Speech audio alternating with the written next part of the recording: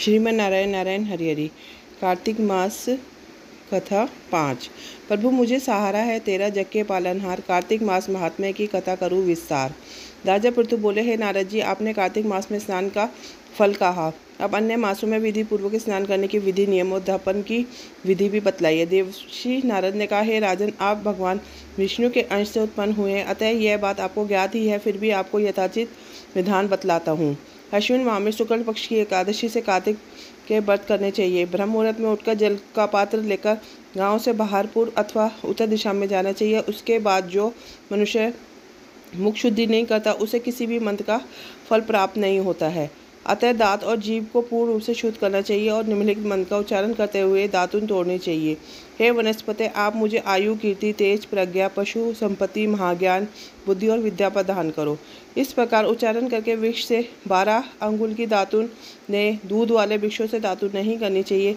इसी प्रकार कपास, कांटेदार वृक्ष तथा जले हुए वृक्ष से भी दातुन लेना मना है।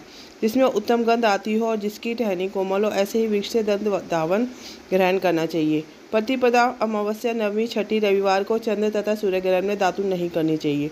तत्पश्चात भली भांति स्नान करके फूलमाला, चंदन और पान आदि पूजा की सामग्री लेकर प्रसन्नचित्त व भक्तिभाव शिवालय में जाकर सभी देवी देवताओं को की आराध्य, आचमनीय आदि विषयों से पृथक पृथक पूजा करके प्रार्थना एवं प्रणाम करना चाहिए। फिर भक्तों के परिवार में के लोगों स्वयं मिलकर श्री हरि का कीर्तन करना चाहिए।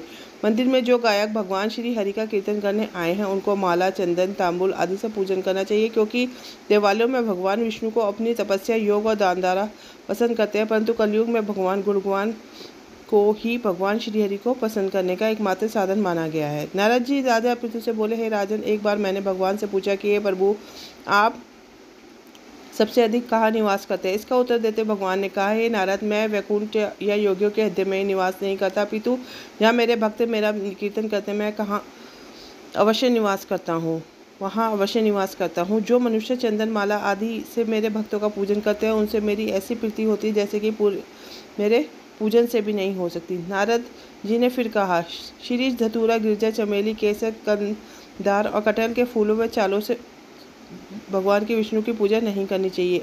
अड़हल, कदंब, गिरीश, जूही, मालती और केवड़ा के पुष्पों से भगवान शंकर की पूजा नहीं करनी चाहिए। जिन देवताओं की पूजा में जो फूल निर्दिष्ट है, उन्हीं से उनके पूजन करना चाहिए। पूजन समाप्ति के बाद भगवान से क्षमा प्रार्थना माननी चाहिए, यथा, हे सुरेश्वर, हे देव, मैं मंत्र जानता हूँ, न क्रिया, मैं भक्ति से हीन हूँ, मैंने जो कुछ भी आपकी पूजा की है उसे पूरा करे।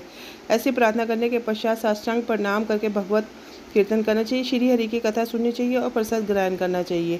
जो मनुष्य उपरोक्त विधि के अनुसार कार्तिक व्रत का अनुष्ठान करते हैं, वह जगत के सभी सुखों को भोगते हुए अंत में मुक्ति को प्रदान करते हैं। इसी के साथ 5वां अध्याय कार्तिक मास का पूर्ण होता है। श्रीमन नारायण नारायण हरि हरि।